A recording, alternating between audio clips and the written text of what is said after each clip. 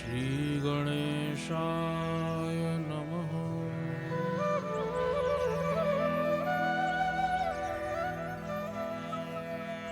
श्रीसरस्वत्यै नमः।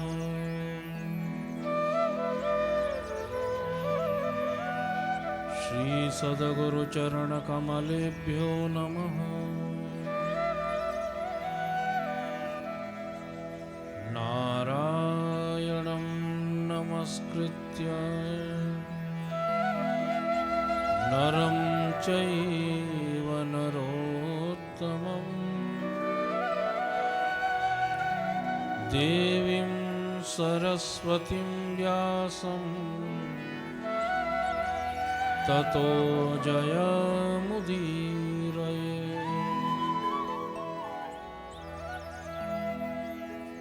श्रीकृष्णाय वासुदेवाय हरये परमात्मने प्रणतक्लेशनाशाय गोविन्दाय नमो नमः।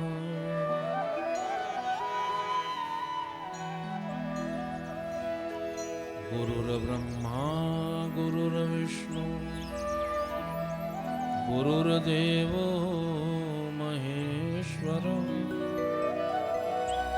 गुरुर्साक्षात् परब्रह्म तस्मै श्री गुरवे नमः। अखण्डमण्डलाकारं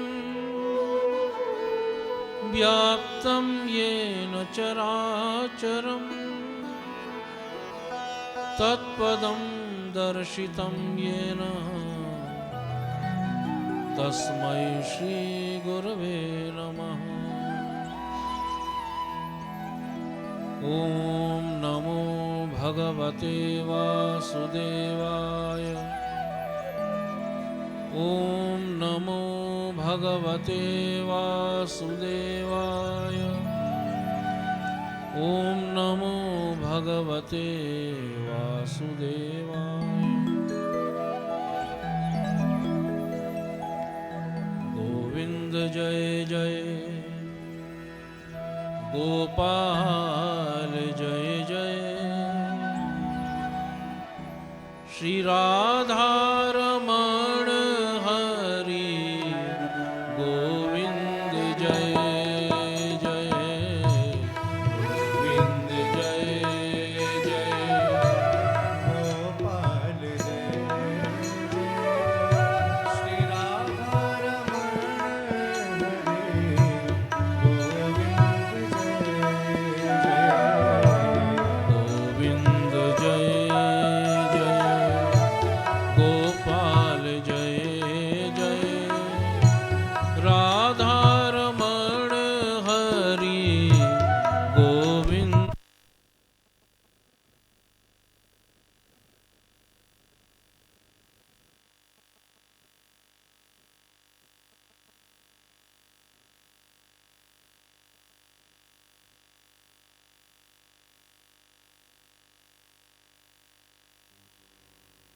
गोविंद जय जय गोपाल जय जय श्री राधारमण हरि गोविंद जय जय गोविंद जय जय गोपाल जय जय गोविंद जय जय गोपाल जय जय गोविंद जय जय गोपाल जय जय गोविंद जय जय गोपाल जय जय राधारमण हरि गोविंद जय जय राधारमण हरि गोविंद जय जय गोविंद जय जय गोपाल जय जय राधा रमण हरि गोविंद जय जय गोविंद जय जय गोपाल जय जय राधा रमण हरि गोविंद जय जय गोविंद जय जय गोपाल जय जय राधा रमण हरि गोविंद जय जय गोविंद जय जय गोपाल जय जय राधा रमण हरि गोविंद जय जय राधा रमण हरि गोविंद जय जय राधा रमण हरि गोविंद जय जय श्री राधा रमण हरि गोविंद जय जय श्री राधा रमण हरि गोविंद जय जय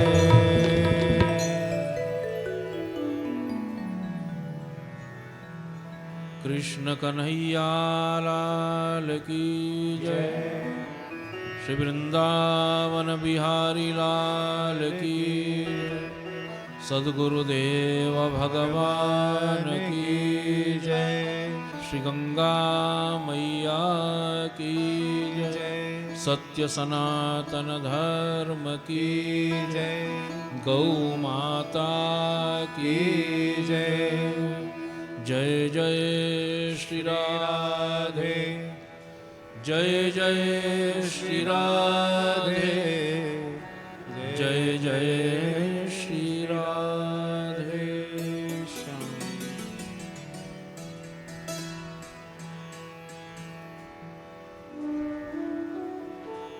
परमिष्ट परमाराध्य प्रातस्मरणीय नित्य वंदनीय अर्चनीय भगवान कृष्ण चंद्र जी के चरणों में सादर नमन हरिस्मरण। भगवान की अहेतु की कृपा से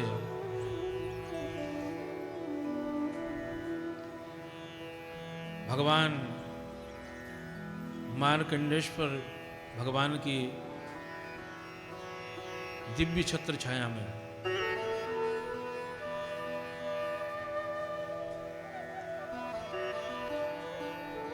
परम पवित्र भगवान श्री राघवेंद्र सरकार के जो कुलगुरु श्री वशिष्ठ जी, उनकी सन्निधि में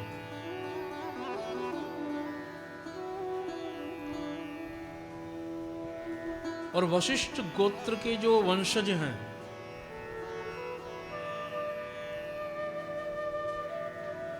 वो इस कथा के यजमान,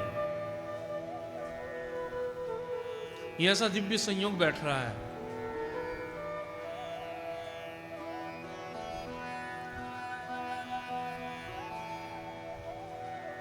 उस दिव्य कथा में भगवान कृष्ण की 7 दिवस पर्यंत हम भगवान की इस दिव्य कथा में अवगाहन करेंगे। अवगाहन का अर्थ होता है स्नान करेंगे, निमज्जन करेंगे। तो आइए स्वस्थ चित्त होते हुए भगवान की कथा में अब हम प्रवेश करें। श्रीमद् भागवत महापुराण, इसको प्रारंभ करने से पूर्व वेद व्यास जी ने पद्म पुराण के अंदर श्रीमद् भागवत के महात्म की चर्चा की। महात्म की चर्चा का अर्थ क्या होता है? महात्म का अर्थ होता है कि भागवत की महत्ता क्या है, हम भागवत सुनते क्यों हैं। हमको ये श्रीमद् भागवत श्रवण क्यों करना चाहिए? हम क्यों सुनते हैं? आइए श्रीमद् भागवत के महात्म्य में हम प्रवेश करें। श्रीमद् भागवत जी के महात्म्य के प्रथम श्लोक में वेदव्यास जी लिख रहे हैं, सच्चिदानंद रूपाय विश्वोदपत्यादि हेतवे तापत्रय विनाशाय श्री कृष्णाय वयं नुमः। बड़ा दिव्य श्लोक, भगवान के दिव्य स्वरूप का वर्णन। कैसा स्वरूप है भगवान का? कहा कि भगवान का जो स्वरूप है ना वो 3 प्रकार का। वो प्रकार कौन से हैं? जो पहला स्वरूप है भगवान का, उस स्वरूप का नाम है सत्य, माने सत्य। दूसरा भगवान का स्वरूप है चित्त, चित्त माने अंदर का प्रकाश। और तीसरा भगवान का स्वरूप है आनंद। 3 स्वरूप है परमात्मा। मन ऐसा नहीं है कि भगवान सत्य कहना चाहते हैं। बड़े ध्यान से समझना इस बात को। ऐसा नहीं कि भगवान सत्य बोल रहे हैं। जो भगवान बोले वही सत्य है, इसको स्वरूप कहते हैं। माने परमात्मा जो कह दे वो सत्य ही है, उसके अतिरिक्त कुछ नहीं है।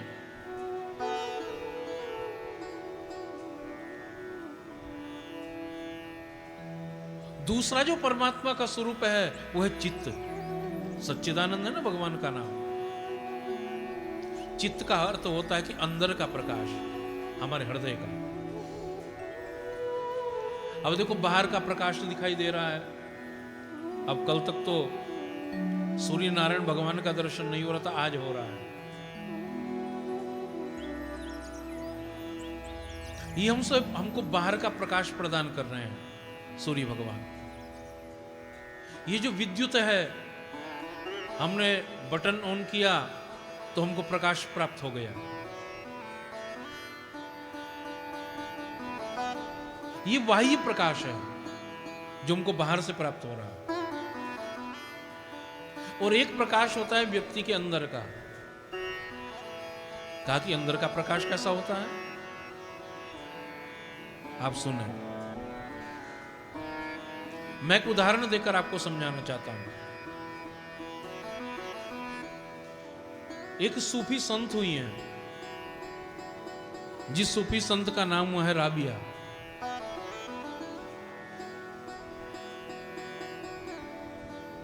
एक बार उस सूफी संत के बहुत से भक्त उसके पास आए और आकर बैठ गए और कहा कि देखो आप तो हमारी गुरु हैं, हमारी ऐसी इच्छा हो रही है कि आप हमारे तीर्थ पर चलो। जो हमारे तीर्थ है हमारे साथ चलो, हम तीर्थों पर जा रहे हैं। तो राबिया ने कहा कि मुझको कहीं जाने की आवश्यकता नहीं है, आप जाइए। ये जब कहा तो राबिया के जो भक्त थे ना, उनके मन में अपने गुरु के प्रति अश्रद्धा उत्पन्न हो गई। कहा कि ये कैसे गुरु, ये कैसी गुरु है जो हमारे अपने तीर्थों में जाने से इनकार कर दे। मन में अश्रद्धा लेकर उनके भक्त चल दिए। विचार कर रहे हैं राबिया कि मेरा सानिध्य पाने के बाद भी इनके मन में ज्ञान का तनिक भी कोई प्रकाश नहीं। ये बात याद रखना हमेशा। यदि शिष्य अधूरा रह जाए, ये दोष उस शिष्य का नहीं है, ये दोष उस गुरु का होता है। क्योंकि शिष्य को पूर्णता प्रदान करना यह गुरु का कर्तव्य है।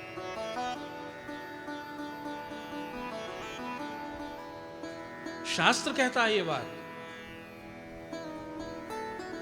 कि जो सदगुरु होता है ना, वो शिष्य, जैसे हम गुरु को पहले परखते हैं बनाने से पहले कि हम गुरु किसे बनाएं, हमारी दृष्टि इधर उधर जाती है। पानी पियो छान के, गुरु करो जान के। लेकिन जब गुरु बन गया तो कहा कि फिर उसके अंदर दोष दृष्टि नहीं रखनी है। हम पाप के भागी होते हैं। तो जिस प्रकार से हम गुरु की खोज कर रहे हैं, ऐसे ही एक सदगुरु एक सद शिष्य की खोज करता है। वो भी ऐसे शिष्य नहीं बनाता जो सदगुरु होता है, क्योंकि उसको पता है कि जिसको अपने शरण में ले लिया, अब उसका सारा दोष मेरे सर पर है, उसके किए कर्म का।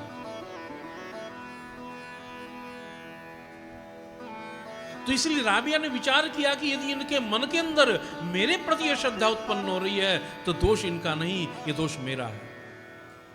मैं इनको ठीक से समझा नहीं पाया। राबिया दौड़ चली।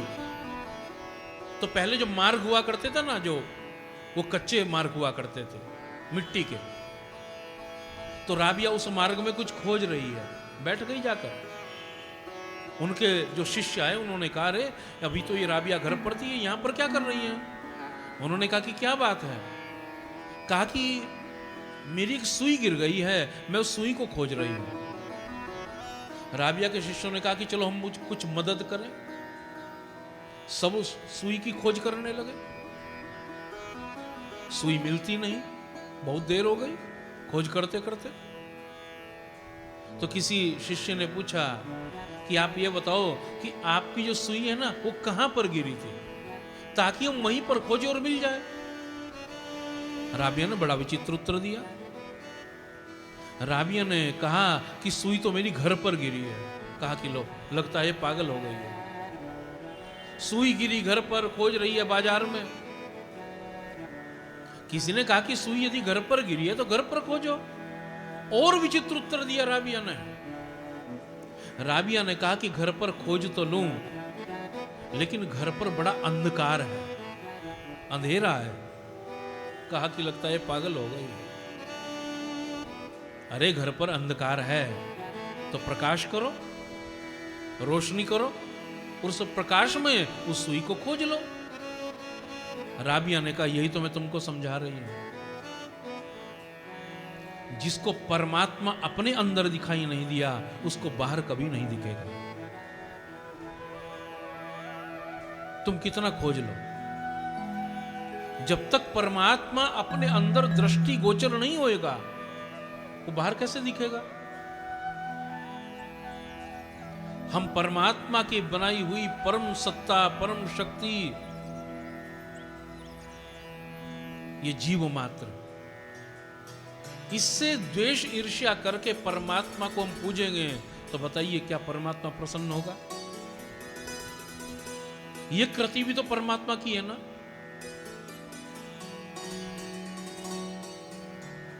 तो सच्चिदानंद रूपाय, ये चित्त रूप माने अंदर का प्रकाश।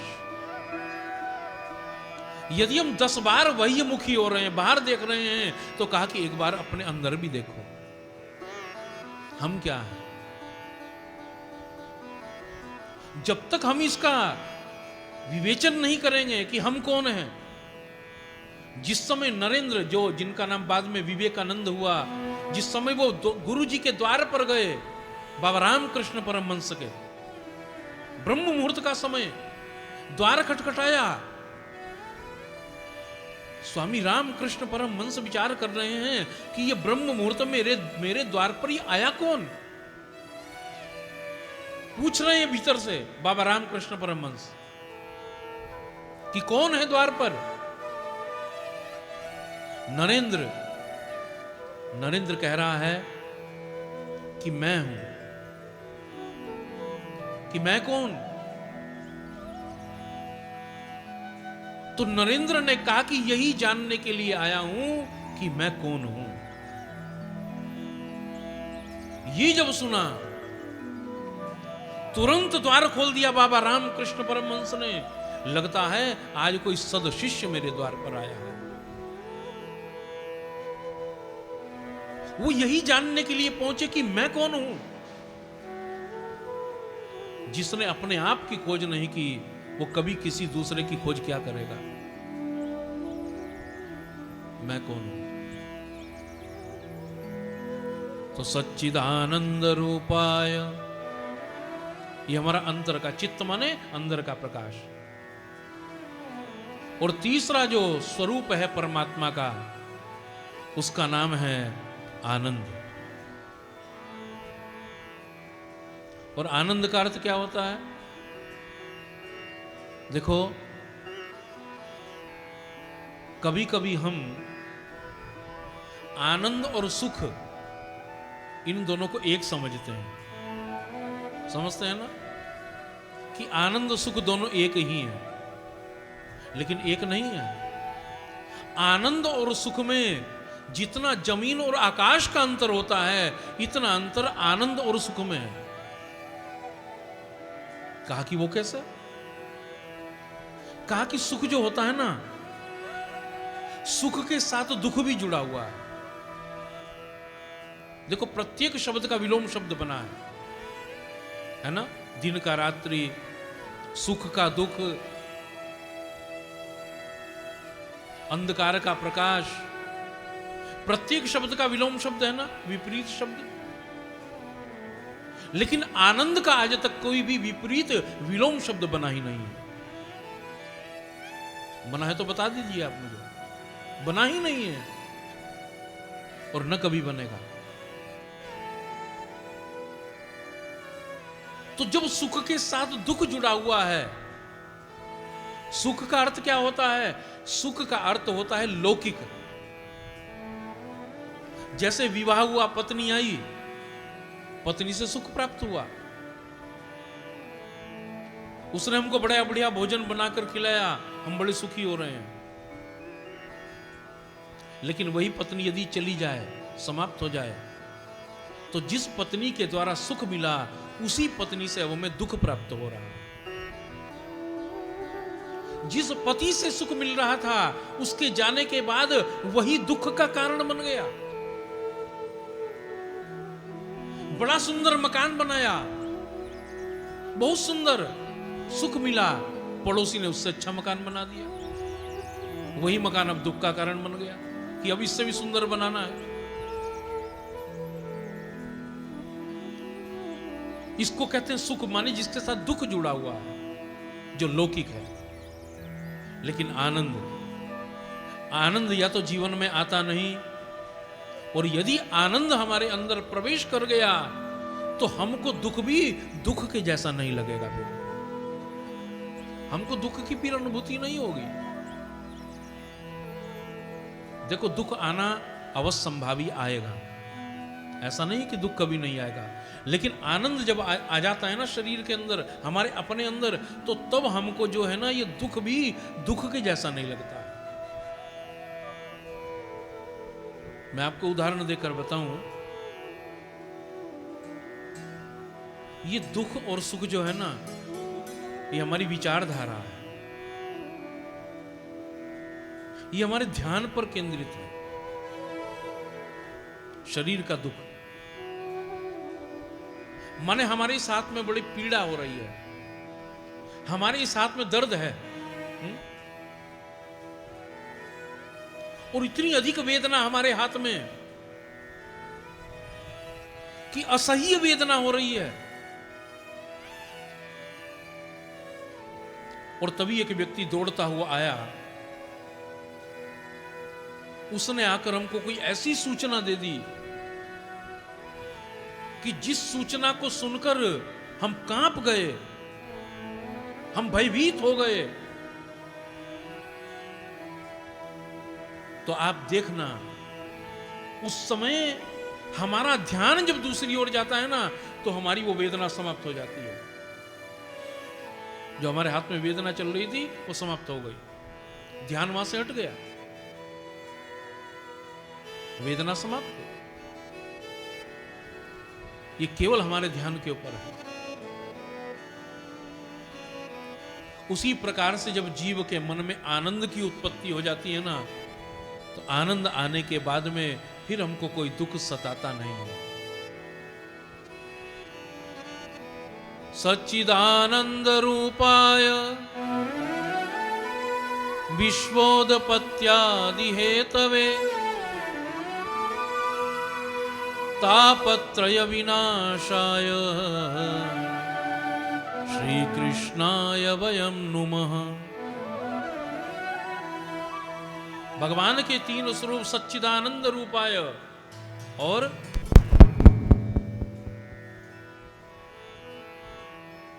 विश्वोदपत्यादि हेतवे।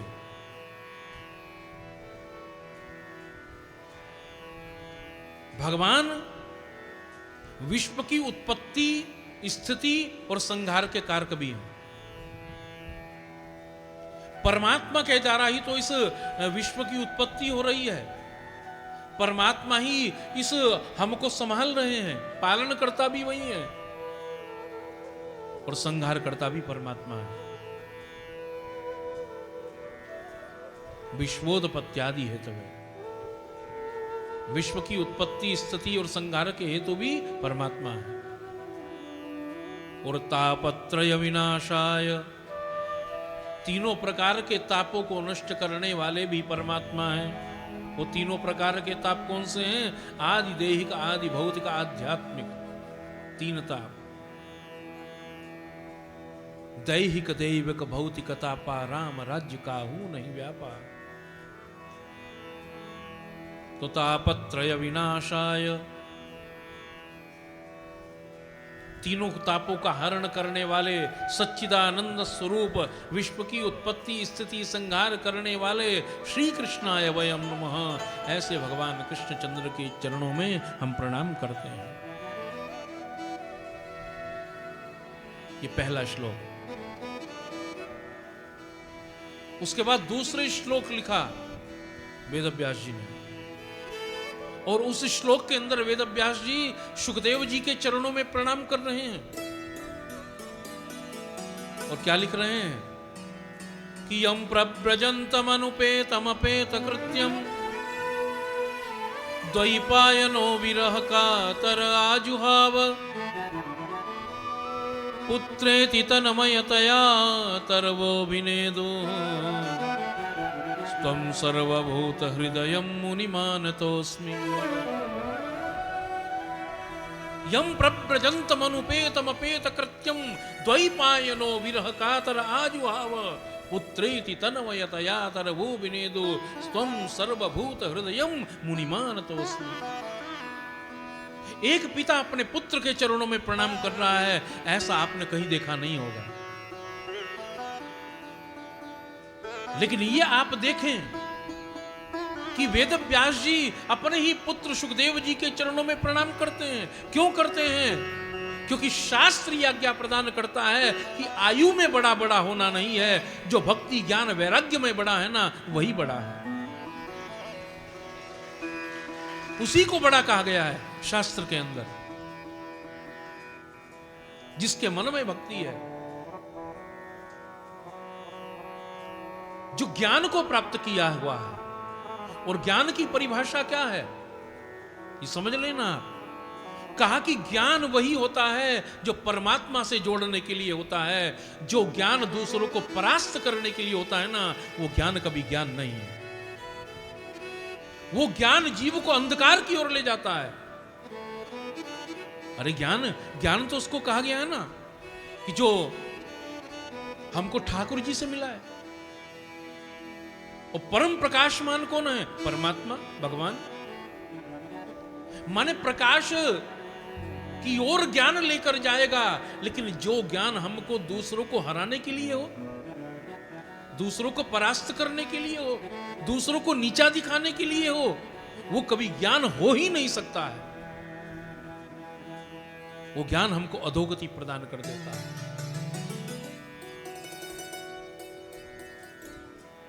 शास्त्र कह रहे हैं कि सुखदेव जी कौन? ज्ञान वृद्ध। वृद्ध माने बड़े, बूढ़े, जो ज्ञान में बूढ़े हैं, ज्ञान में बड़े हैं। आयु का कोई विचार ही नहीं है शास्त्र में। यदि बड़े बूढ़े होने के बाद भी हमारी मति परमात्मा में नहीं लग पा रही है तो अभी हम बच्चे हैं। हम उम्र से तो पक गए, लेकिन ना मन पका ना बुद्धि पकी, तो बेकार है। कि ममता तू न गई मेरे मन ते, पाके केश जन्म के साथी, ज्योति गई नयनन ते, ममता तू न गई मेरे मन ते। हे ममता, तू मेरे आंखों से क्यों नहीं जाती है? तू मेरे अंदर से क्यों नहीं जाती है? पाके केश जन्म के साथी, हमारे जन्म के साथी हमारे बाल हैं। जब पैदा हुए थे ना, जब भी हमारे सर पर थे, तो पाके केश जन्म के साथी। अब वो भी पककर, माने श्वेत सफेद होकर, वो भी कह रहे कि अब तो मैं भी बदल गया हूं, तू कब बदलेगा? तो पाके केश जन्म के साथी, और ज्योति गई नयनन ते। अब ज्योति भी धीरे धीरे कम हो रही है आंखों की। वो भी कह रही है, हे जीव अब तो जाग जा। लेकिन ममता तू न गई मेरे मन ते। और हमने भी कितना पागल बना रखा है दुनिया का। दुनिया क्या क्या बनाते तुम अपने आप को ही है। बाल सफेद हुए तो काले कर लिए। बताइए, बाल काले करके क्या हम अपनी आयु को रोक लेंगे क्या? आयु रुकती है तो खूब काले करो, नहीं रुकेगी आयु।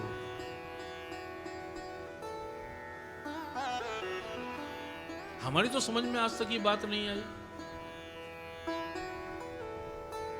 देखो, शास्त्र के अंदर एक बार और बात कही गई है। जो साधक होता है ना, जो परमात्मा को प्राप्त करने के लिए अग्रसर हुआ है, तो कहा कि उस जीव को कभी अब सजना संवरना नहीं है।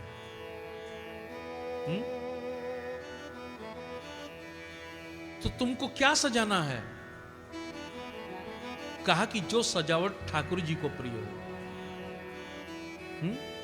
और ठाकुर जी को क्या प्रिय है? ठाकुर जी को प्रिय है हमारा निश्चल मन। उसे सजाओ। जब हमारे घर में कोई मेहमान आता है ना, तो हम अपने घर को स्वच्छ कर देते हैं, साफ सुथरा कर कर उनको दिखाते हैं कि भैया देखो, ये हमारी रसोई है, ये हमारे बैठने का स्थान है। कहता है, भैया आपने तो बहुत बढ़िया बनाया है। अरे साहब, अभी तो और दिखाते हैं आपको। यहां तक कि अपने जहां पर शौचालय जाते हैं वो भी दिखा कर लाते हैं। भाई साहब, ये भी देखो, सब कुछ दिखाया, अब बड़े प्रसन्न हो रहे हैं। तो विचार करना, जब एक साधारण मेहमान के लिए तुम अपने घर को स्वच्छ करते हो, तो जो परमात्मा मन में आता है, तो क्या उस मन की स्वच्छता आवश्यक नहीं है?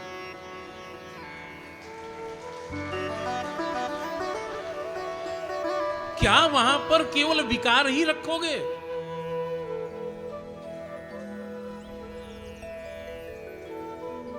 और मेरे गोस्वामी जी ने तो स्पष्ट बात कह दी है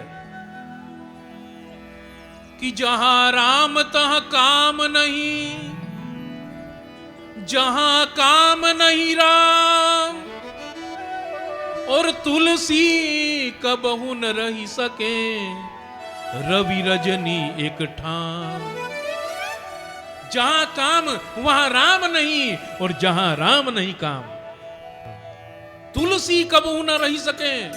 तुलसीदास कह रहे हैं कि जहां पर जैसे दिन रात्रि कभी एक स्थान पर नहीं रुक सकते हैं, ऐसे ही विकार और राम कभी एक स्थान पर नहीं रुकेंगे। या तो मन में विकार होगा या राम होगा। षट विकार कहे, 6 विकार, काम क्रोध लोभ मद मोह मत्सर। या तो इनको देख लो और या परमात्मा को बुला लो। एक ही चलेगा। तो ऐसे सुखदेव जी जिनके मन के अंदर विकार लेश मात्र भी नहीं है, तो ऐसे निर्विकारी महापुरुष का पिता अपने पुत्र को प्रणाम कर रहा है कि यम प्रव्रजंतम अनुपेतम अपेत कृत्यम द्वैपायनो विरह कातर आजुहाव पुत्रेति तन्मयतया तरवो विनेदु स्तम सर्वभूत हृदयम मुनिमानतोस्मि।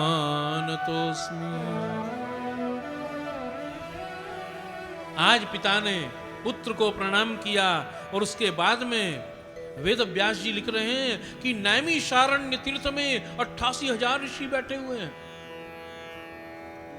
और सबसे आगे बैठे हैं शौनक जी। और तभी उस सभा के अंदर सूत जी का आगमन हुआ। जैसे ही सूत जी आए, 20 वर्ष के सूत जी और 80, 90, 100 वर्ष के ऋषि उनके अभिवादन में उठकर खड़े हो गए, उनको प्रणाम कर रहे हैं, चरणों में गिर गए। बड़ा दिव्य आसन सूत जी को प्रदान किया गया। सूत जी उसके ऊपर बैठ गए और उनके चरणों में सबसे आगे शौनक जी बैठे हुए हैं। माने सारे ऋषियों का प्रतिनिधित्व कौन कर रहे हैं? शौनक जी।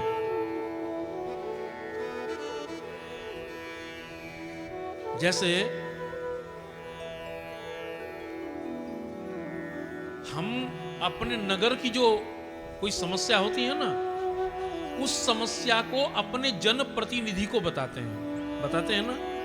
कोई विधायक है, सांसद है, पार्षद है कि भैया हमारी ये बात आप पहुंचा दो ऊपर तक, समस्या ये है। उसी प्रकार से जितने भी ऋषि हैं, उन सब की समस्याओं का जो प्रतिनिधित्व कर रहे हैं वो शौनक जी हैं। शौनक जी सबसे आगे बैठे हुए हैं सूत जी के चरणों में। माने सबकी बात करने वाला एक है, कौन? शौनक जी। और सूत जी पूछ रहे हैं, ऋषियों आज आप कौन सी कथा सुनने के लिए आए हो? शौनक जी कह रहे कि हमको आज कथा नहीं सुननी है, हम कथा सुनने के लिए नहीं आए हैं। देखो बहुत ध्यान से समझना इस बात को। सूत जी ने कहा कथा सुनने नहीं आए तो क्या करने आए हो? कहा कि कथा सुनते सुनते तो बड़ा समय बीत गया, इतने वर्ष बीत गए कथा श्रवण करते करते, लेकिन आज तक हमारे चित्त में शांति नहीं आई, तो हमको कथा नहीं सुननी। तो क्या सुनना चाहते हो? तो शौनक जी कह रहे हैं सूत जी से, ध्यान से सुनो, कि अज्ञान अध्वांस विध्वंस कोटि सूर्य समप्रभा सूताख्या हि कथा सारम मम कर्ण रसायनम।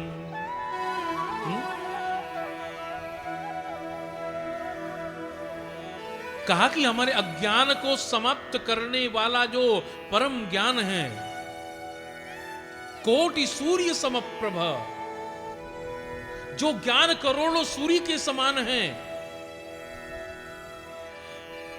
सूताख्या ही कथासारम, जो समस्त कथाओं का सार है, वो हम सुनना चाहते हैं। मम कर्ण रसायनम, जो हमारे कानों के लिए रसायन हो।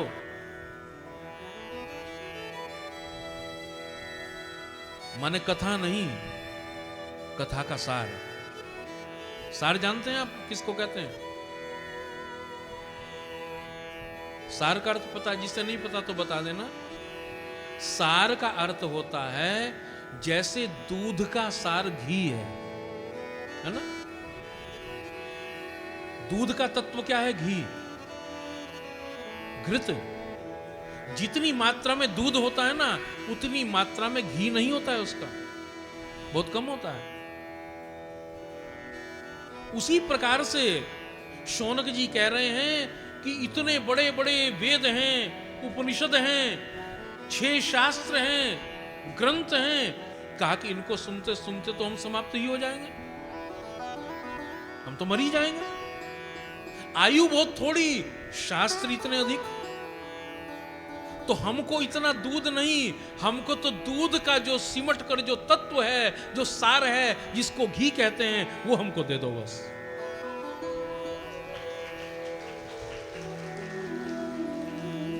इतना हमसे नहीं होगा।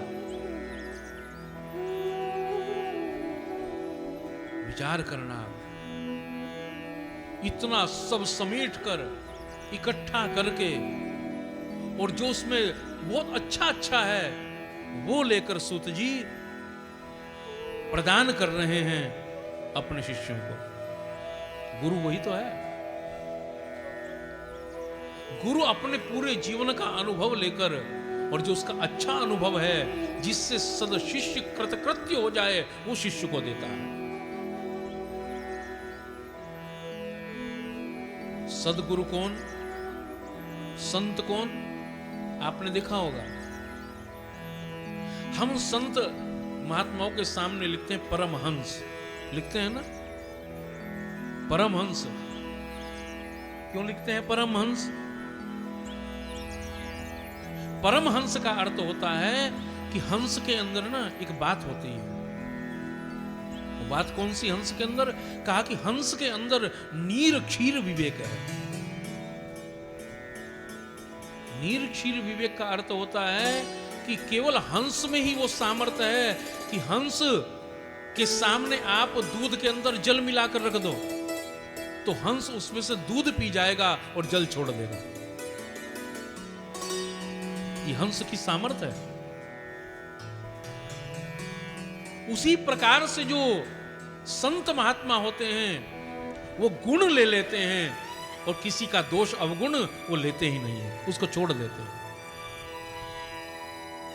गुणग्राही बनो, संत ये बताना चाहते हैं प्रत्येक जीव को। ऐसा कोई भी संसार के अंदर कोई जीव आपको नहीं मिलेगा जिसके अंदर दोष ना हो। एक व्यक्ति भी आपको ऐसा नहीं दिखाई देगा जिसके अंदर दोष ना हो। ये समझना इस बात को। और यदि हम दोषारोपण नहीं करने लगे,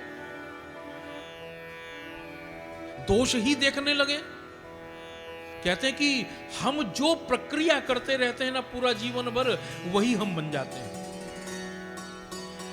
हम ऐसे ही हो जाते हैं, माने हम दोष युक्त हो जाएंगे। एक पिता थे, अब उनके पुत्र को एक गलत आदत हो गई। उनका जो पुत्र था ना वो बार बार अपना मुंह फुलाता था, हवा भर के ना मुंह में ऐसे फुलाता। अब उनके पिता को अच्छा ना लगा, उन्होंने कहा कि देखो बेटा ये काम नहीं करते ऐसे। लेकिन उसकी आदत जाती नहीं थी। पिता ने युक्ति सोची है। पिता ने कहा कि देख भाई, तो जिस समय मुंह फुलाएगा ना अपना ऐसे करेगा, तो कहा कि उसी समय मैं करूंगा। तो जैसे मैं मुंह फुलाऊंगा ना तो तू बंद कर लेना अपना मुंह। उसने कहा ठीक है पिताजी। अब जैसे ही उसका बच्चा मुंह फुलाए उसी समय पिता फुलाए, तो पिता को देखकर बच्चा अपना मुख ठीक कर ले। अब धीरे धीरे बच्चे की आदत छूट गई और पिता को आदत पड़ गई। अब पिता मुंह फुलाने लगा। इसको कहते हैं दोष अपने अंदर आ जाना। मेरे बात का अर्थ समझना। हम जब दूसरे के दोष को देखते रहते हैं ना, तो धीरे धीरे वो दोष क्या होता है, वो हमारे अंदर आ जाते हैं और हम दोष युक्त हो जाते हैं। तो कहा कि परमहंस की तरह अपना जीवन बिताओ, जिसके अंदर नीर क्षीर विवेक हो। तो सूताख्या ही कथा सारम मम कर्ण रसायनम। हमको वो कथा सुनाओ जो हमारे कानों के लिए रसायन का काम करे। रसायन का अर्थ होता है कि जो हमको अमर कर दे, हमको अमरत्व जो प्रदान करे। कहा कि ऐसी कौन सी कथा है जो जीव को अमर कर सकती है? कहा कि उस कथा का नाम है श्रीमद् भागवत महापुराण, जो हमको अमर कर देती है।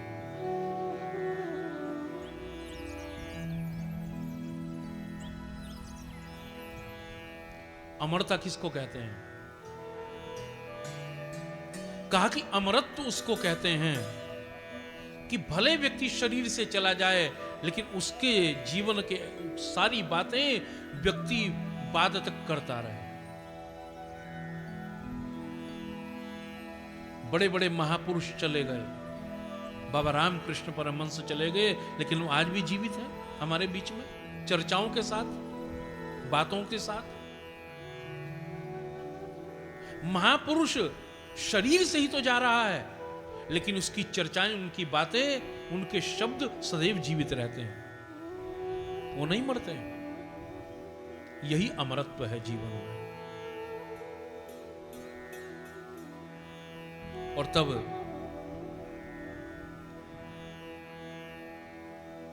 सूत जी शौनक आदि ऋषियों से कह रहे हैं कि तुम कह रहे हो कि हमको वो कथा सुनाओ, माने जो कथा का सार हो। तो ऐसी केवल एक ही कथा है। कौन सी? कि एतस्माद् परम किंचिन मनः शुद्धेन विद्यते, जन्मांतरे भवेत् पुण्यम तदा भागवतम लभे। एतस्माद् परम किंचिन मनः शुद्धेन विद्यते, जन्मांतरे भवेत् पुण्यम।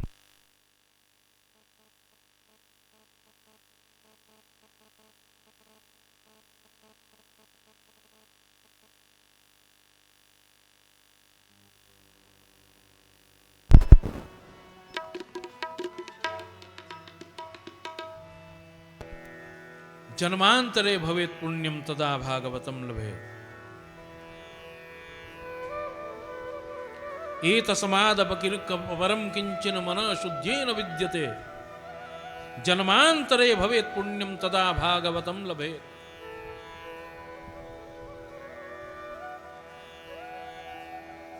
ये प्रसंग बड़े ध्यान से समझने वाला है।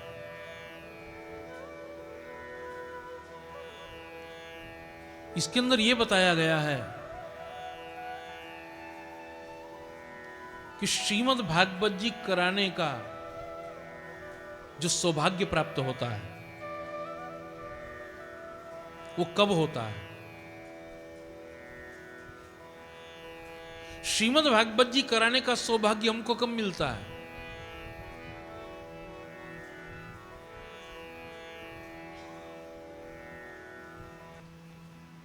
कहा कि एक जन्म का पुण्य नहीं है। एक जन्म के पुण्य से ये कभी प्राप्त नहीं हो सकता है। जन्मांतरे भवेत् पुण्यम तदा भागवतम लभे।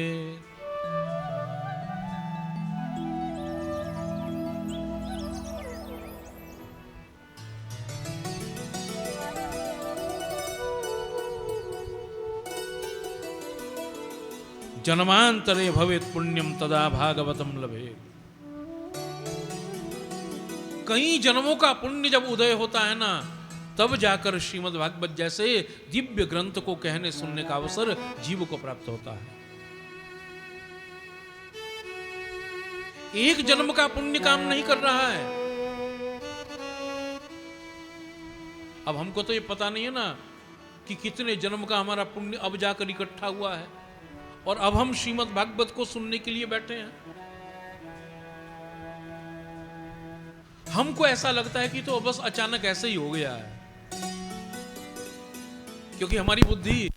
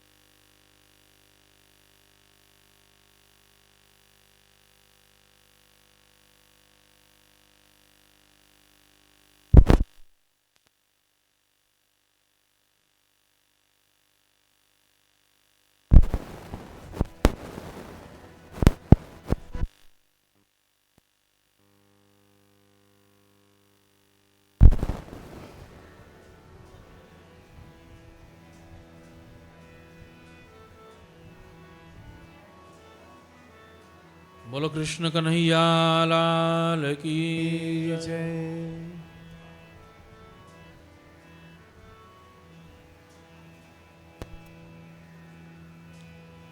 एतस्माद् परं किंचिन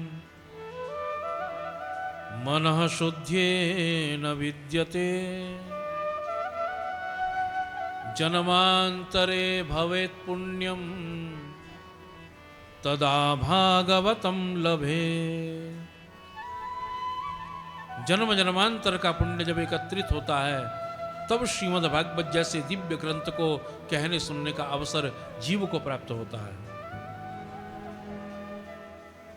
परीक्षिते कथां वक्तुं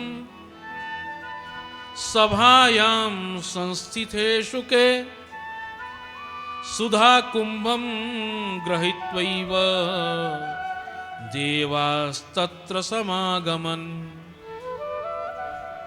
अब श्रीमद् भागवत जी की विशेष आप महिमा को ध्यान से सुने और समझें।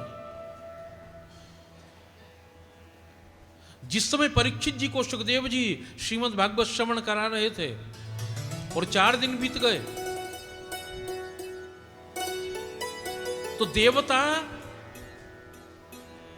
अमृत का कुंभ लेकर, अमृत का कलश लेकर सुखदेव जी के पास आए और कहा, प्रभु ब्रह्मन, ये जो परीक्षित है ना, इसको मृत्यु से डर लग रहा है।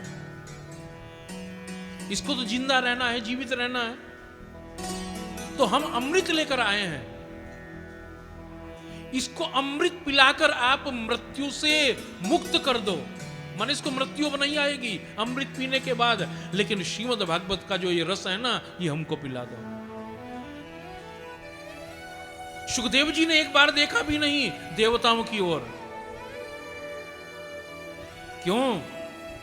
कहा कि इस तत्व को प्राप्त करने के अधिकारी देवता है ही नहीं। आए देव सदा स्वार्थी, बात कहें जनु परमार्थ की। देवताओं को परम स्वार्थी कहा है। आए देव सदा स्वार्थी, बात कहें जनु परमार्थ की। बोलो सद्गुरुदेव भगवान की जय।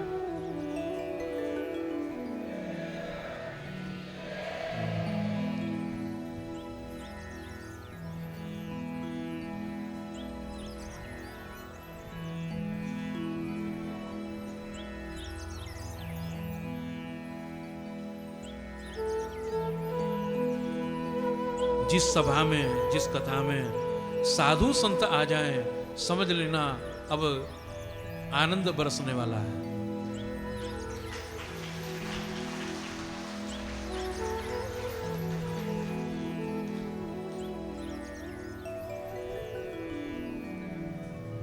रामचरितमानस में गोस्वामी तुलसीदास जी महाराज ने भी यही कहा कि प्रथम भगति संतन कर संगा, दूसरी रति मम कथा प्रसंगा। प्रथम भगति संतन कर संगा, दूसरी रति मम कथा प्रसंगा। प्रथम भगति संतन कर संगा, दूसरी रति मम कथा प्रसंगा। दूसरी रति मम कथा प्रसंगा। दूसरी रति मम कथा प्रसंगा।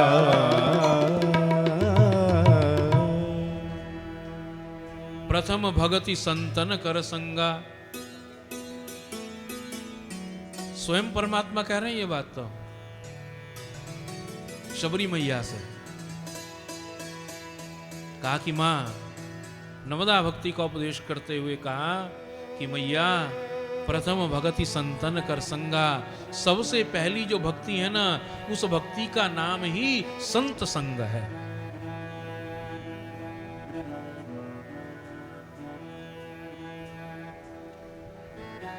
सतयुग के अंदर पहली भक्ति कौन सी थी? ये समझना आप। सतयुग में जो पहली भक्ति थी ना, वो थी श्रवणम कीर्तनम विष्णु स्मरणम पाद सेवनम अर्चनम वंदनम दास्यम सख्यम आत्मनिवेदनम।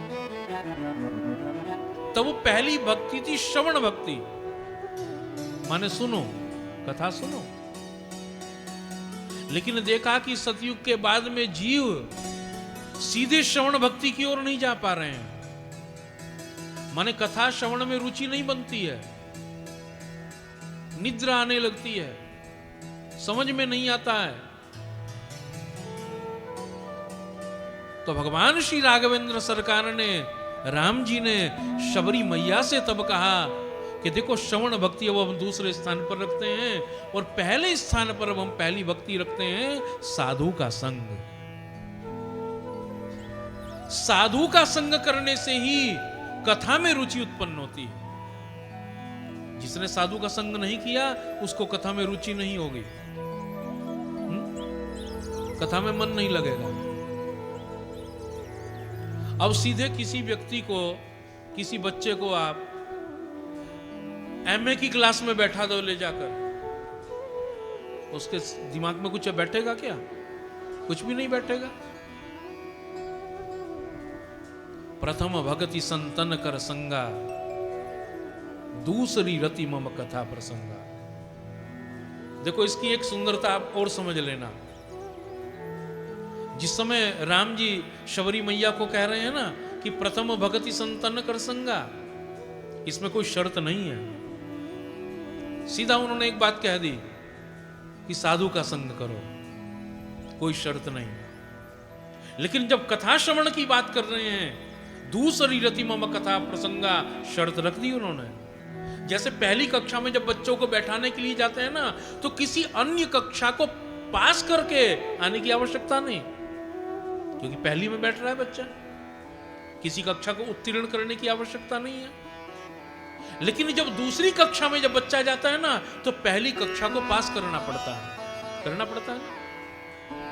उसी प्रकार से जब पहली भक्ति में प्रवेश करा रहे हैं कि प्रथम भगति संतन कर संगा, तो कहा कि कोई शर्त नहीं।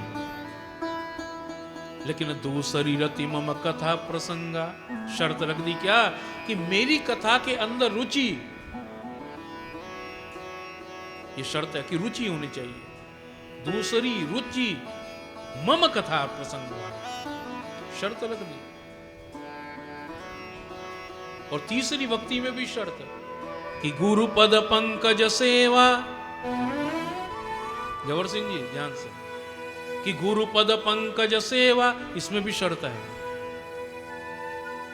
तीसरी भक्ति अमान, कहा कि गुरु के चरणों की सेवा तो करो, लेकिन कैसे? अमान होकर, अपने मान को त्याग दो।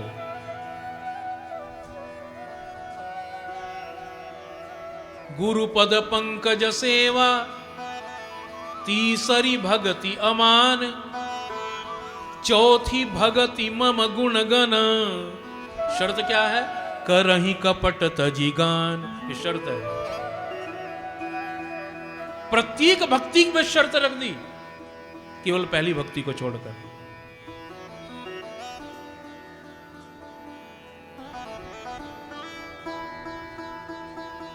तो परीक्षित कथां वक्तुम सभायां संस्थितेषु के सुधा कुंभं गृहीत्वैव देवास्तत्र समागमन।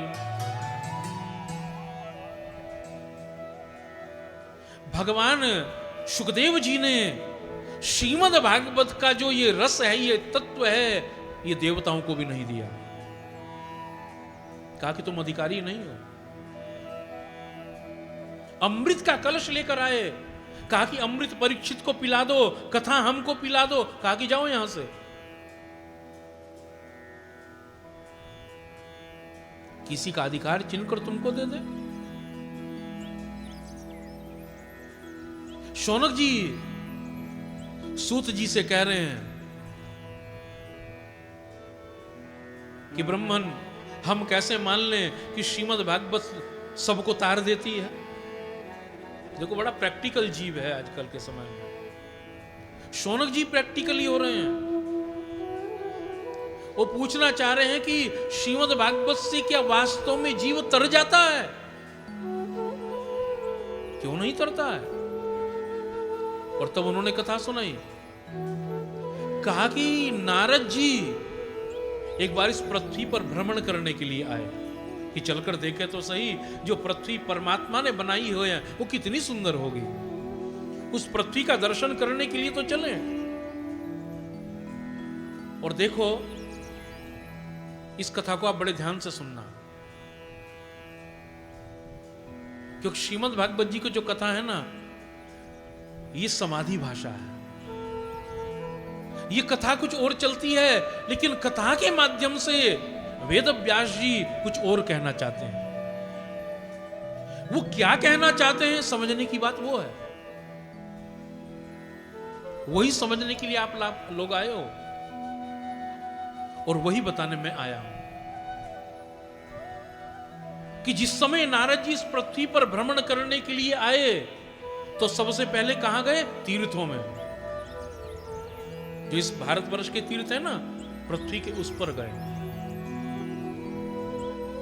और कौन कौन से तीर्थों में गए? कि हम तो पृथ्वीं यातो ज्ञात्वा सर्वोत्तमामिति पुष्करम च प्रयागम च काशीम गोदावरीम तथा। सबसे पहले पुष्करम, आपके राजस्थान का सबसे बड़ा तीर्थ। और ये तीर्थ, ये सतयुगी तीर्थ है पुष्कर। सबसे पहला यज्ञ भी यही हुआ पुष्कर में।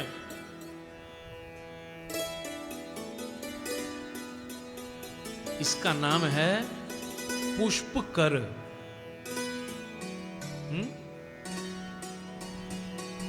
जिस समय ब्रह्मा जी अपने यज्ञ के लिए भूमि का चयन कर रहे थे कि कौन सी भूमि पर यज्ञ किया जाए, तो ब्रह्मा जी अपने हाथ से कमल के पुष्प को गिरते हैं, नीचे डालते हैं।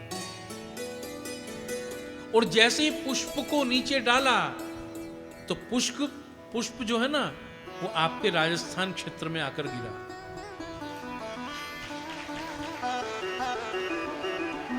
जिसको हम आज पुष्कर कह रहे हैं।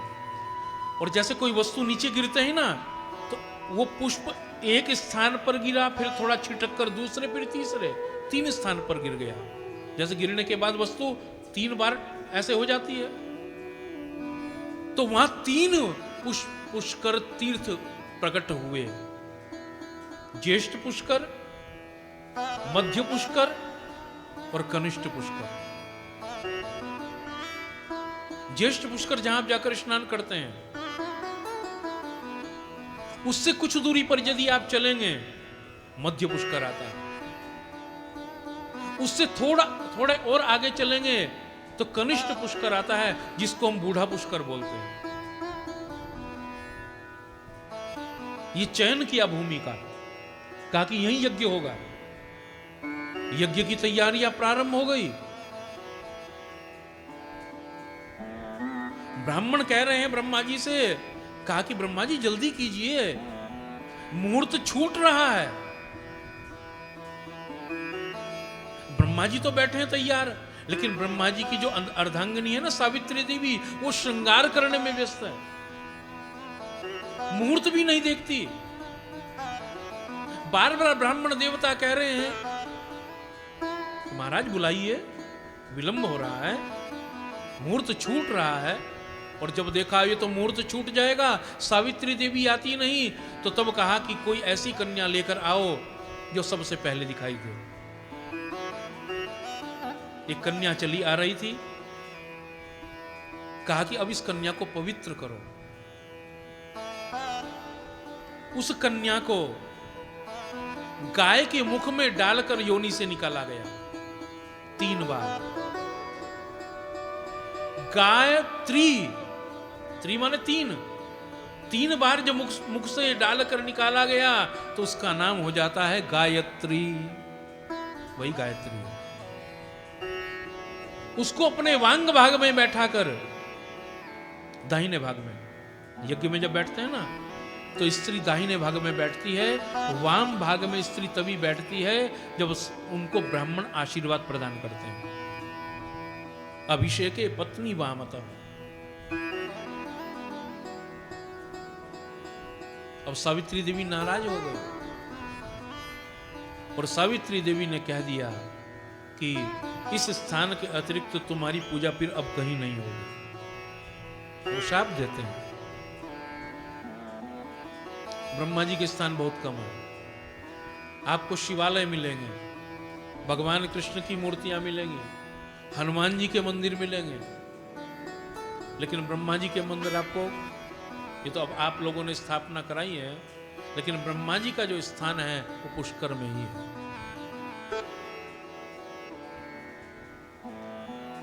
तो सबसे पहले नारद जी कहां गए कि पुष्करम च प्रयागम च, सबसे पहले पुष्कर में गए और उसके बाद प्रयागम च, प्रयाग में गए, काशीम गोदावरीम तथा, काशी में गए, गोदावरी में गए, उसके बाद कि हरि क्षेत्रम कुरुक्षेत्रम श्रीरंगम सेतु बंधनम एवमादिषु तीर्थेषु भ्रममाण इतस्ततः। उसके बाद हरिद्वार में गए, कुरुक्षेत्र में गए, श्रीरंगम में गए, रामेश्वरम में गए, एवमादिषु तीर्थेषु भ्रममाण इतस्ततः। सारे तीर्थों में जब भ्रमण कर लिया नारद जी ने, तो क्या देखा उन्होंने तीर्थों में कि सत्यम नास्ति। उनको कहीं पर भी सत्य दिखाई नहीं दिया। बहुत ध्यान से समझना इस बात को। मैं यहां पर आपको दर्शन शास्त्र की विशेषता बताना चाहता हूं। तीर्थों के अंदर सत्य दिखाई नहीं देता है। तो विचार करना, बताना चाह रहे हैं वेद व्यास जी कि जब तीर्थ पर ही सत्य नहीं है तो अन्य जगह पर सत्य कैसे हो सकता है। कहने का अर्थ यह है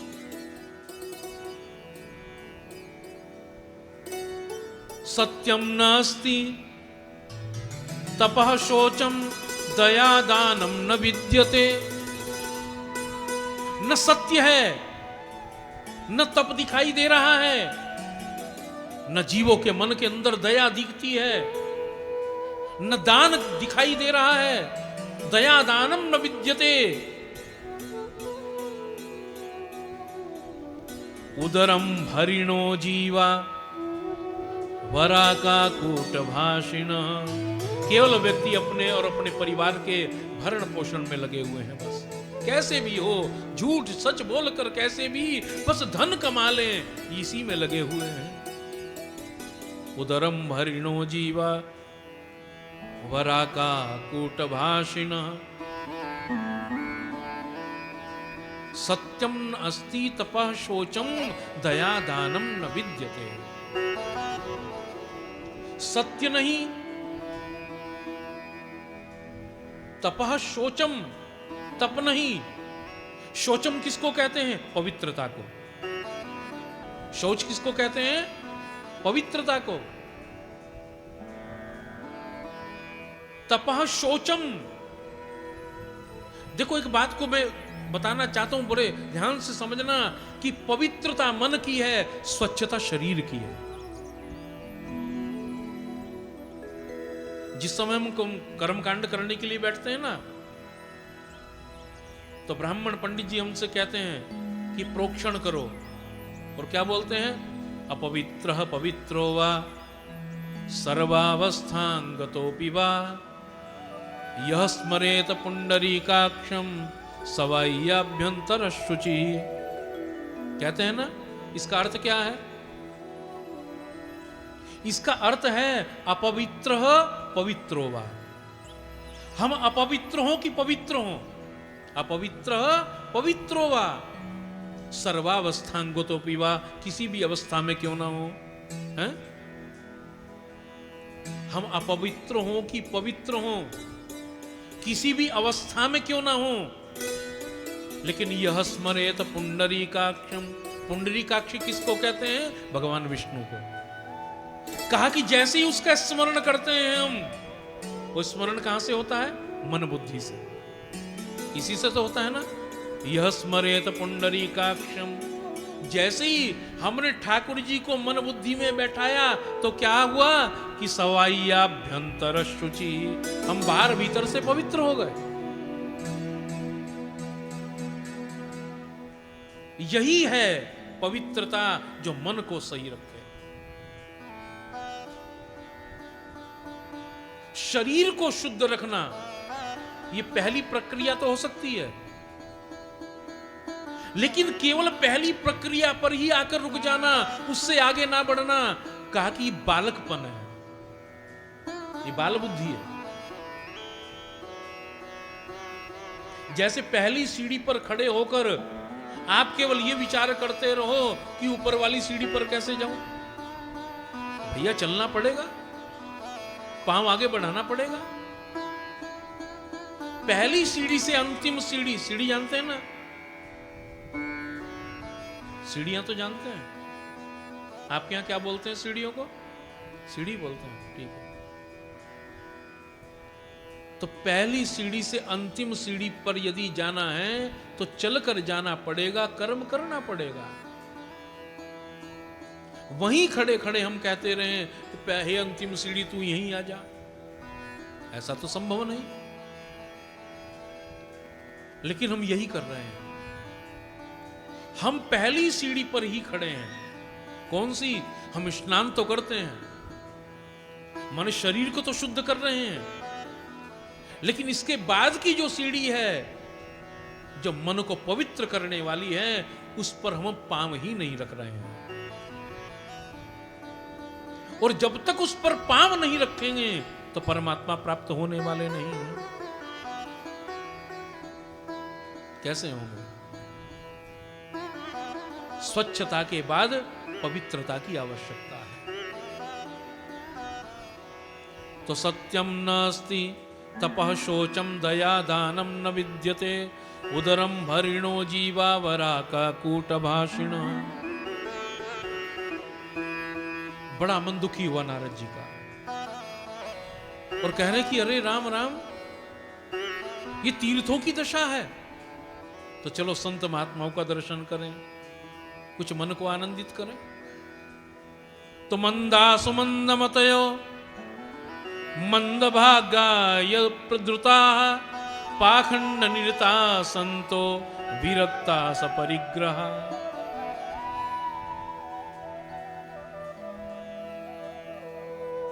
संत दर्शन के लिए गए तो देखो, मैं हमारी बात का बुरा मानने की आवश्यकता नहीं, पांचों उंगली बराबर होती नहीं है, लेकिन उन्होंने जब संत दर्शन किया तो क्या कह रहे हैं कि पाखंड निरता संतो। कुछ संत पाखंड में डूबे, विरक्ता सपरिग्रह। जिनको विरक्त संत कहा जाता है कि जो परम विरक्त हैं, ये कुछ लेते नहीं, तो विरक्ता सपरिग्रह, विरक्त ले रहा है, विरक्ता सपरिग्रह। बहुत दुखित मन हो गया, अब और दुखी होकर फिर और आगे चले, तो अब आगे चलकर क्या देख रहे हैं कि अट्टशूला जनपदा शिवशूला द्विजातय। बाजार में अन्न बिक रहा है, अन्न बिकता नहीं था पहले, अन्न के बदले में अन्न का क्रय विक्रय हो जाता था। माने तुम्हारे पास चावल ज्यादा, मेरे पास गेहूं ज्यादा, इसके पास बाजरा ज्यादा, उसका आदान प्रदान हो गया आपस में, बिकता नहीं था। लेकिन बाजार में जब अन्न बिकता हुआ देखा तो तुम उनको बड़ा दुख हुआ, और इसलिए दुख हुआ कि अब गरीब का क्या होगा, वो क्या खाएगा। तो अट्टशूला जनपदा, और उसके आगे जब चले तो और अब तो रोने लगे। क्या देख रहे हैं कि शिवशूला द्विजातयः, ब्राह्मण वेद बेच रहा है। इससे अधिक तो और निंदनीय क्या होगा कि ब्राह्मण वेद बेच रहा है। वेद बेचने का अर्थ है कि जिसने अपनी विद्या का मूल्य लगा दिया उसने उस विद्या को बेच दिया।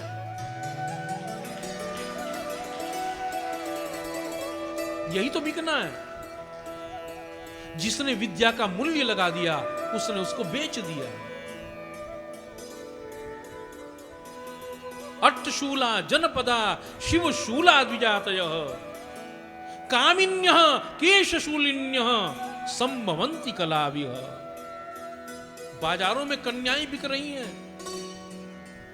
जो घर की धरोहर हैं।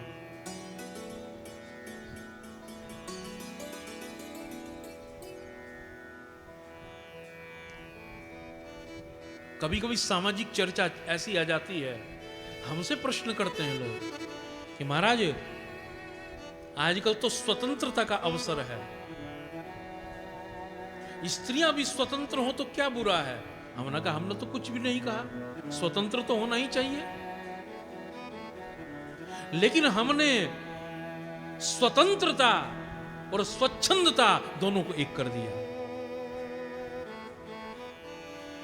स्वतंत्रता तो होनी चाहिए, स्वच्छंदता नहीं होनी चाहिए।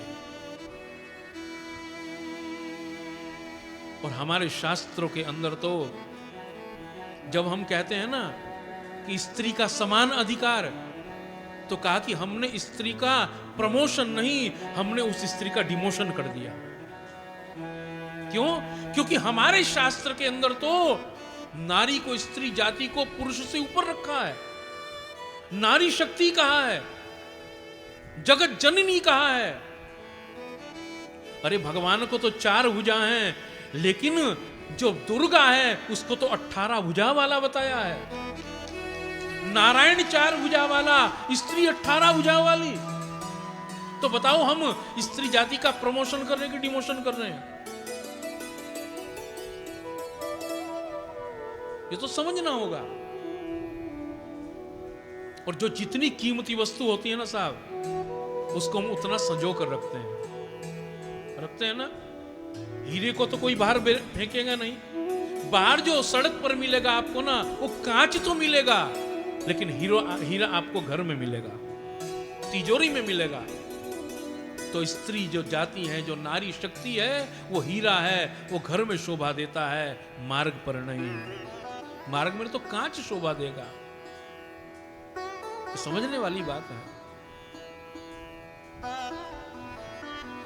तो कामिन्यः केशशूलिन्यः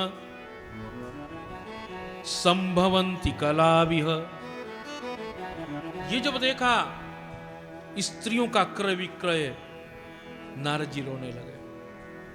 अब तो कान बंद करके वहां से दौड़ चले और दौड़ते दौड़ते सीधे पहुंच गए वृंदावन में।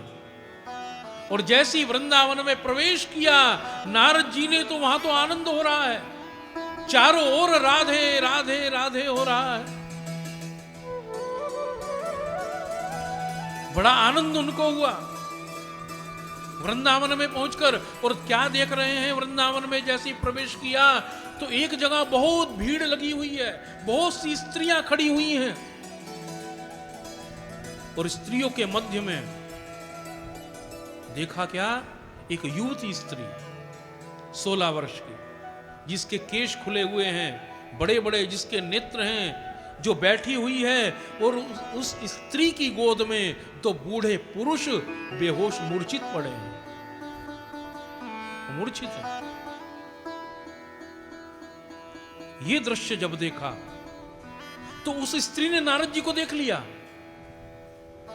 और जैसे ही उस स्त्री ने नारद जी को देखा तो वो स्त्री नारद जी को देखकर खड़ी हो गई और क्या कह रही है कि भो भो साधो क्षणम तिष्ठ मच्चिंतामपि नाशय दर्शनम तव लोकस्य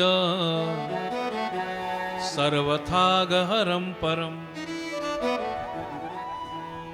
मुझे श्लोक बड़ा सुंदर लगता है, बड़ा अच्छा लगता है। क्यों? वो स्त्री खड़े होकर नारद जी से कह रही है, हे साधु क्षण भर के लिए ठहरिए। भो भो साधो क्षणम तिष्ठ, थोड़े क्षण के लिए रुको। नारद जी रुक गए। और क्या कह रही है कि मत चिंताम अपि नाशयः, मेरी चिंता का नाश कर दीजिए। साधु तो होता ही चिंता के नाश के लिए है। लेकिन दूसरे श्लोक में जो मैंने श्लोक की जो दूसरे भाग में बात कही उस स्त्री ने, वो समझने वाली है कि दर्शनम तव लोकस्य सर्वथागहरम परम। हे साधु, वैसे तो आपको अपने मन का कोई कष्ट कहने का हमको कहना ही नहीं चाहिए। क्यों? कहते कि साधु का दर्शन मात्र ही हमारे सारे पापों का हरण कर लेता है। केवल दर्शन। दर्शनम तव लोकस्य, न कुछ कहना न कुछ सुनना। बहुत पीछे की पंक्ति में खड़ा हुआ व्यक्ति भी यदि श्रद्धा से साधु का दर्शन कर ले तो उसकी चिंता समाप्त हो जाती है। दर्शनम तव लोकस्य सर्वथा गहरम परम, सारा पाप नाश हो जाता है। लेकिन जीव स्वभाव जो होता है ना, जीव स्वभाव वो कहने का होता है। जब तक समस्या को कहना ले चैन पड़ने वाला नहीं है, मन शांत नहीं होता है। अब नारद जी ने रुक कर पूछा उस स्त्री से, और देखो नारद जी ने एक बात और कही। उन्होंने कहा कि मार्ग में चलती स्त्री से कभी बात नहीं करना।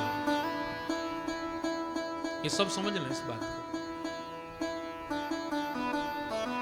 कितनी शालीनता हमारे शास्त्रों में, कितनी कुलीनता, कितनी मर्यादा। शास्त्र कह रहा है कि मार्ग में चलती स्त्री से कभी बात नहीं करना है।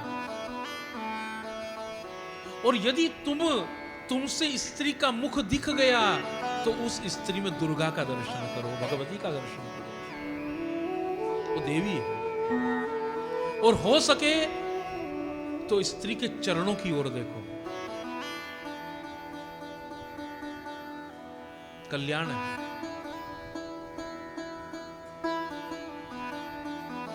जिस समय लक्ष्मण जी से पूछ रहे राम जी ऋषिमुख पर्वत पर, जब भगवती सीता ने अपने सारे आभूषण अपने वस्त्र के अंदर भरकर जब रावण लेकर जा रहा सीता को और डाल दिए, और जिस समय राम जी पहुंचते हैं तो सीता जी के उन आभूषणों को दिखाया गया, और लक्ष्मण से पूछ रहे हैं राम जी।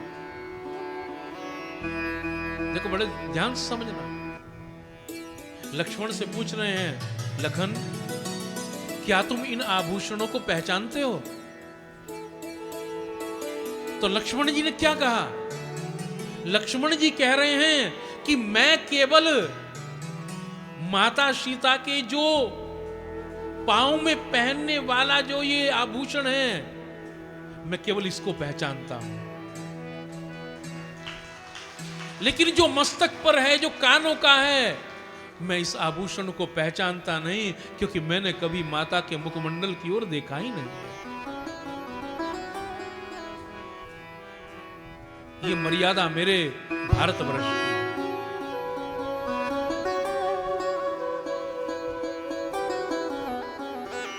तो नारद जी कह रहे हैं कि देवी देखो, वैसे तो मुझे तुमसे कुछ पूछने का अधिकार नहीं, लेकिन तुम दुखी हो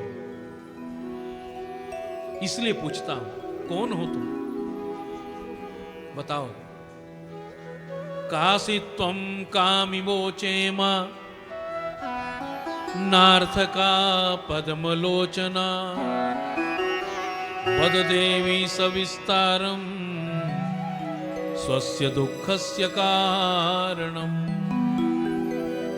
कासित्वं कामिमोचेम नार्थका पद्मलोचना। हे पद्मलोचना, बताओ तुम क्यों दुखी हो? तुम्हारा दुख क्या है, वो विस्तार से मुझसे कहो। मैं विस्तार से तुम्हारे दुख को जानना चाहता हूं। तो वो स्त्री क्या कह रही है कि अहम भक्ति रीति ख्याता इमो में तनयो मतो ज्ञान वैराग्य नामानो काल योगे न जर्जरो। वो स्त्री कह रही कि अहम भक्ति रीति ख्याता, मैं भक्ति हूं। और जो तुम्हारी गोद में दो ये बूढ़े पुरुष पड़े हैं मूर्छित अवस्था में, इतने बूढ़े कि जिनकी भौएं भी सफेद हो चुके हैं, ये कौन है? कहा कि मेरे पुत्र, मेरे बेटे। कहा कि माता जवान और पुत्र बूढ़े, क्या नाम है इनका? कि ज्ञान वैराग्य नामानो काल योगे न जर्जरो। एक पुत्र का नाम ज्ञान है और दूसरे पुत्र का नाम वैराग्य है। इसकी समाधि भाषा को अब समझना है। जो व्यक्ति भक्ति तो चाहता है, लेकिन ज्ञान वैराग्य की जो उपेक्षा करता है, कहा कि ऐसी भक्ति रोती है। जो ज्ञान वैराग्य से विहीन है और केवल भक्ति प्राप्त करके परमात्मा को प्राप्त करना चाहता है, कहा कि वो भक्ति रोने लगती है। क्योंकि भक्ति ज्ञान वैराग्य तीनों का समावेश ही परमात्मा को प्राप्त कराता है, ये तीनों मिलकर। और कोई ये कहे कि मुझको ज्ञान नहीं, मुझको वैराग्य नहीं, मैं केवल भक्त हूं, तो समझ लेना कि वो केवल पागल बना रहा है। तीनों का मिश्रण ही परमात्मा को प्राप्त कराता है, भक्ति, ज्ञान और वैराग्य।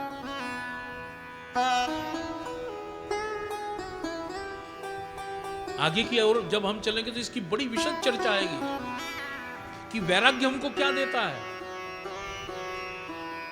तब हमको पता लगेगा कि बिना वैराग्य के तो भक्ति हो ही नहीं सकती है।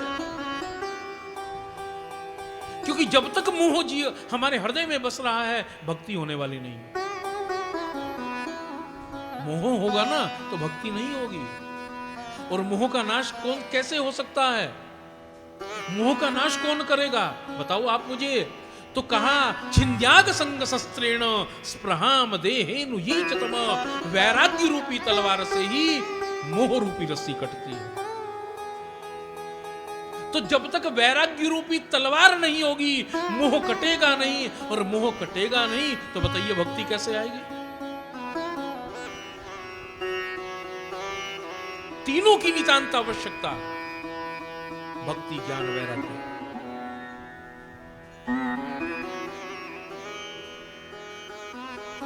तो क्या कह रही है वो स्त्री कि अहम भक्ति रीति ख्याता इमो में तनयो मतो ज्ञान वैराग्य नामानो काल योगे न जर्जरो। अच्छा, तुम्हारे पुत्र हैं ये, तुम भक्ति हो? हाँ नारद जी। और देखो मैं कहां पर पैदा हुई, मैं उत्पन्न कहां हुई? हाँ बताओ कहां हुई हो? कि उत्पन्ना द्रविड़े साहम वृद्धिम कर्णाटके गता क्वचितो कच्चिन महाराष्ट्रे गुर्जरे जीर्णताम गता। क्या बात है! भक्ति देवी क्या कह रही है? उत्पन्ना द्रविड़े साहम। कहां उत्पन्न हुई भक्ति? द्रविड़ में। द्रविड़ कहां? दक्षिण में। उत्पन्ना द्रविड़े साहम। भक्ति कह रही कि मैं द्रविड़ देश में उत्पन्न हुई, लेकिन मैं जो बड़ी हुई हूं ना, वृद्धिम कर्णाटके गता, मैं कर्नाटक में बड़ी हुई। पैदा हुई तमिलनाडु में, द्रविड़ में, बड़ी हुई कर्नाटक में, वृद्धिम कर्नाटके गता। लेकिन क्वचित क्वचिन महाराष्ट्र कह रही है कि महाराष्ट्र में कहीं कहीं मेरी पूजा हुई, लेकिन गुर्जरे जीर्णताम गताः, गुजरात में जाकर मैं बूढ़ी हो गई। वो गुजराती व्यक्ति तो बैठा नहीं, हम तो बताएंगे, लेकिन तो सुनो, ये द्रविड़ देश कौन सा है? कहा कि हमारा मन ही द्रविड़ देश है, भक्ति मन में ही पैदा होती है। उत्पन्ना द्रविड़ेशाम, हृदय में, और वृद्धिम कर्नाटके गता, अब पैदा तो होगी, बीज तो डल गया, इसको खेत समझो आप, भूमि। हमारा हृदय क्या है? भूमि, खेत। इसमें भक्ति रूपी बीज तो गिर गया, लेकिन ये बीज अब पौधा कैसे बनेगा, वृक्ष कैसे बनेगा? कहा कि इसमें जल की आवश्यकता है ना। उत्पन्ना द्रविड़ेशाहम वृद्धिम कर्नाटके गता, तो कहा कि कर्नाटक में जाकर ये बड़ी हुई, बीज बड़ा हुआ कैसे? कर्ण कहते कानों को। कानों से जब हम भगवान रूपी कथा सुनते हैं, और भगवत रूपी कथा का जल जब कानों से होकर जब हृदय रूपी भक्ति रूपी बीज पर गिरता है, तो तब ये बीज बड़ा हो जाता है, कथा रूपी जल से। वृद्धिम कर्नाटके गता, और क्वचित क्वचित महाराष्ट्र, भक्ति कह रही है कि महाराष्ट्र में कहीं कहीं मेरी पूजा ही। का तो कहा महाराष्ट्र भी मन है, किसी किसी मन में तो भक्ति की बड़ी पूजा है, लेकिन किसी मन में जाकर ये भक्ति समाप्त हो जाती है, बूढ़ी हो जाती है। कहा कि वो मन कौन सा है? कि गुर्जरे जीर्णताम गताः, वही मन गुजरात है। गुजरात किसी स्थान का नाम नहीं, इस मन को ही नाम दिया गया। और भक्ति देवी क्या कह रही है कि वृंदावनम पुनः प्राप्य नवीनेव स्वरूप, कि जैसे ही मैं वृंदावन में पहुंची तो मैं नवीनेव स्वरूपिणी, मैं तो युवा हो गई, लेकिन मेरे दोनों पुत्र हैं ना ज्ञान वैराग्य, ये बूढ़े हो गए। तो हे नारद जी, अब मेरे दोनों बूढ़े जो पुत्र हो चुके हैं, इनको युवा करने का काम आपका है। आप तो साधु हैं। अब नारद जी को अहंकार हो गया कि देखो मेरे ऊपर कितना विश्वास है और मैं ये काम कर सकता हूं। जब जब अहंकार होता है ना, तब तब परमात्मा हमारे अहंकार को खा जाते हैं।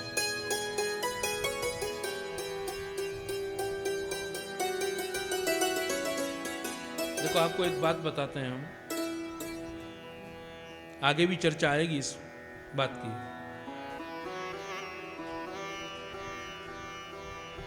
भगवान के आपने बहुत से नाम सुने होंगे, लेकिन एक नाम भगवान का है गर्वाहारी। क्या नाम है? गर्वाहारी। गर्वाहारी का अर्थ क्या होता है? गर्व कहते हैं अहंकार को, आहार कहते हैं भोजन को। माने भगवान जो है ना, वो अपने भक्त के अहंकार का भोजन करते हैं, अहंकार को खा जाते हैं भगवान। लेकिन किसके? ये समझने वाली बात है, किसके अहंकार को भगवान खाते हैं? कहा कि वो अहंकार को खाते हैं अपने भक्त के। भक्त के अहंकार को खा जाते हैं। और जिसका अहंकार यदि बढ़ता चला जा रहा है, ये समझ जाना आप, जिसका अहंकार बढ़ता ही चला जा रहा है और उसका अहंकार टूट नहीं रहा है, तो समझ जाना कि परमात्मा की कृपा इस जीव पर नहीं है। क्योंकि जिस जीव पर भगवान की कृपा होती है, उसका अहंकार उत्पन्न होते ही भगवान तोड़ देते हैं। अहंकार हुआ और भगवान ने तोड़ा। लेकिन जिसका अहंकार नहीं टूट रहा है, समझ जाना परमात्मा इस जीव से विमुख है।